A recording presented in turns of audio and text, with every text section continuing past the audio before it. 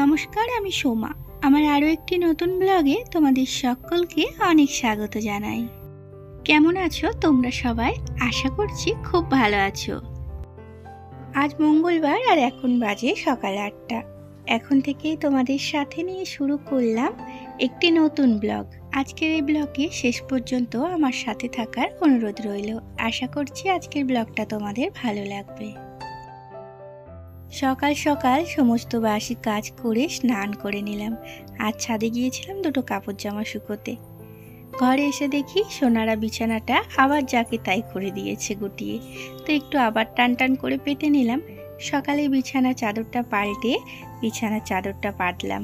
দুজনে মিলে বিছানায় উঠে যে কি কুস্তি করে কে জানি। বিছানার চাদরে পুরো একবারে গুটিয়ে রেখে দেয়।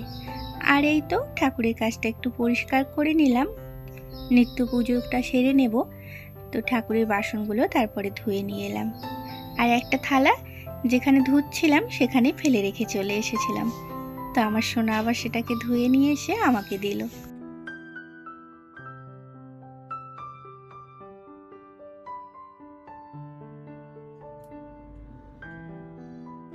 আর এই তো আমার নিত্য পুজো দেওয়া হয়ে গেল। আর সবটা তোমাদের সাথে শেয়ার করতে পারলাম না, কারণ ক্যামেরাটা বন্ধ করি আর চালু করতেই আমি ভুলে যাই। তো আমার সাথে এরকমটা খুব হয়। আর এই তো পুজো দিয়ে সকাল সকাল রান্না বান্নার জোগাড় করে নিচ্ছে। এখনো কিছু খাওয়া হয়নি, তো এই সবজিগুলো কেটে নিয়ে কিছু খেয়ে নেব। আমাদের কাছে আজকের দিনটা রোজকার দিনের মতো না। আজকের দিনটা একটু রোজ দিনের থেকে আলাদা। আজ তোমাদের দাদা ভাইয়ের জন্মদিন। তো যে মানুষটা আমাদের ভালোর জন্য, আমরা যাতে ভালো থাকি, তো তার জন্য দিন রাত এক করে দেয়। তো আজ সেই মানুষটার জন্য, মানে সেই মানুষটার জন্মদিনে তার পছন্দের কিছু রান্না বান্না করব।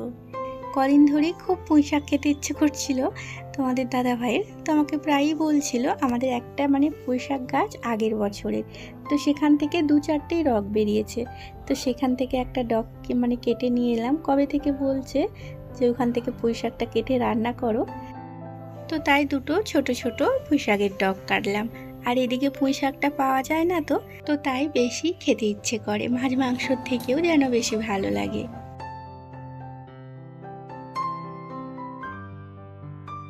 আর এই তো একটু কিছু খেয়ে রান্নাটা চাপিয়ে দিলাম।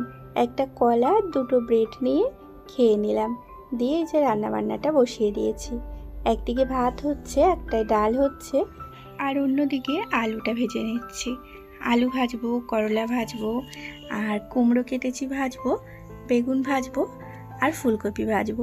মোট 5টা জিনিস ভাজবো। তো আমাদের নিয়ম কিন্তু জন্মদিনে ভাজাভুজি করা। গ্যাসটা নিচে নামিয়ে কি হবে?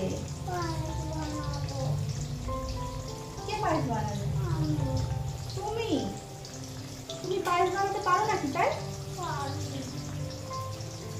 কিসের জন্য পায়েসটা বানাবে তুমি? মাদেরকে বানাতে হয়। তুমি কোথা থেকে শুনেছো যে বার্থডেতে মাদেরকে বানাতে হয়?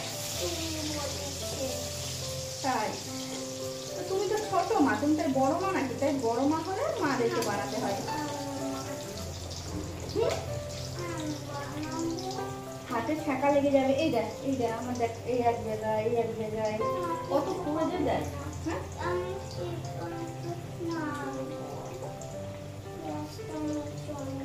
আবার গ্যাসটা নিচে নামালে কত ঝামেলা হবে। ঠিক আছে, দাঁড়া, এখন নয়, আমি রান্না করে নিই। ঠিক আছে, তুমি নাড়বে পায়েস।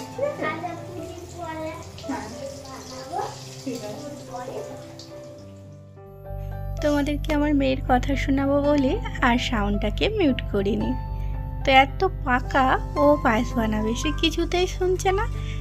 কিচেন থেকে তো নড়ছেই না, এখানেই আমার কাছে দাঁড়িয়ে আছে, ও পায়েস বানাবে। তো এত জেদ করছে, তাই আবার একটু দিতে হলো। এই যে দুধটা ফুটোতে দিল, ওই দুধটা গরম করতে দিল, দিয়ে ফুটে যেতে আবার দেখলে চালটাকে আমি কি করব, আবার হাতে করে দিলে তো ছাঁকা লেগে যাবে হাতে। দুধটা ফুটছে, তাই আবার ছাঁকনি করে ছেঁকে ছেঁকে আমি দিলাম। ও চালটা দুধের মধ্যে দিয়ে দিল। আর এই তো নিচেই বসে বসে এখন কাজু বাদাম ছাড়াচ্ছে। কবে কি জানি আমার মুখে শুনেছে যে পায়েস জন্মদিনে মারা বানায়, তো সেটা শুনে ওর এই আজকে বায়না, কারণ ওর পাপার ও নিজেকে মা ভাবে। তো সত্যিই আমাদের পাকা মা। আর এই যে দেখো কাজু বাদামগুলো কিন্তু নিজেই ছাড়ালো, 2 টুকরো করলো, দিয়ে দুধের মধ্যে দিয়ে দিচ্ছে। দুধের মধ্যে না, পায়েসের মধ্যে। চালটাও অনেকটা হয়ে গেছে, ভাতটা পায়েসে। আর আমার মেয়ের মুখে ওর পাপাকে, মানে পাপা বলা ডাকটা খুব কম শুনবে। ওর পাপাকে আমার বেবি করে করে ডাকে, জানো। সারাদিন দেখবো আমি, স্নান করাবো আমি, খাওয়াবো আমি, আর যেই পাপা কাছ থেকে আসবে বেবি করে অস্থির হয়ে যাবে। আর ওর পাপা তো এমন ভান করবে যেন সত্যি করেই বেবি। আর এই তো রান্না বান্নাগুলো দেখো সমস্ত মিটে গেল। আর সত্যি করেই কিন্তু সম্পূর্ণ পায়েসটা আমার মেয়েই করলো আজকে। একটুও কাউকে হাত দিতে দিচ্ছিল না। ওই যে আমি একটু ছোটোখাটো হেল্প করলাম, মানে বলে টুলে দিলাম এটার পর এটা দিতে হবে, চিনিটাও পর্যন্ত ওই দিল। আর এই তো কিচেন ভালো করে গুছিয়ে নিয়ে তোমাদের দাদা ভাইয়ের ভাতের থালা সাজিয়ে দিচ্ছি। পুঁই শাকের তরকারি করলাম, মাছের ঝাল, আমের চাটনি, আর 5 রকম ভাজাভুজি, ডাল, পায়েস আর পাঁপড় ভেজেছিলাম।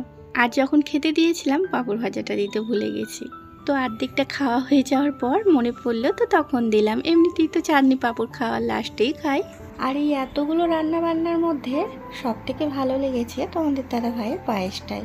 মানে আমিও যে এত কিছু কষ্ট করে করলাম, সেগুলোর থেকে সবের থেকে নাকি পায়েসটাই ভালো হয়েছে।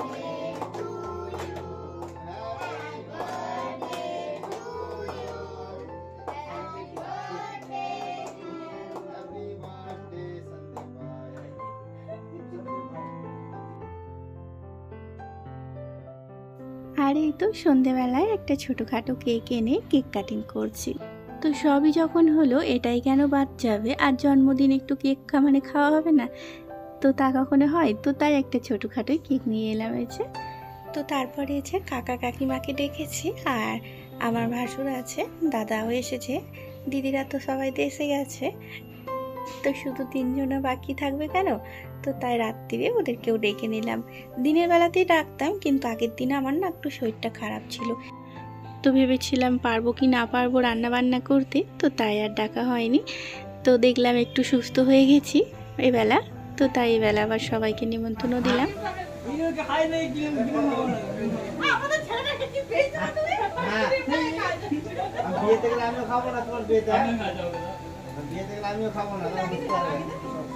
তুমি খাও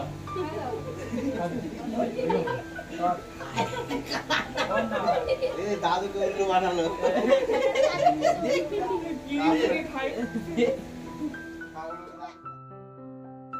আর এই তো কেক টেক কাটার পর কাকিমা আর আমি মিলে রাত্রিরে রান্নাবান্নাটাও করে নিলাম। রাত্রিরে যে বিরিয়ানি বানাচ্ছি না, বানানো হয়েও গেছে। বিরিয়ানি শুধু সাজাচ্ছি এখন।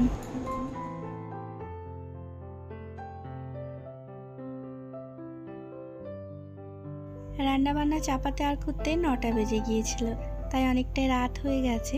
তো তাই এই যে বিরিয়ানি হয়ে যেতে আর কোনো রকম দেরি করিনি, সবাইকে খেতে দিয়ে দিচ্ছি। তো বন্ধুরা, আজকের মতন ব্লগটা আমি এখানেই শেষ করব। আবারও দেখা হবে তোমাদের সাথে একটা নতুন ব্লগে।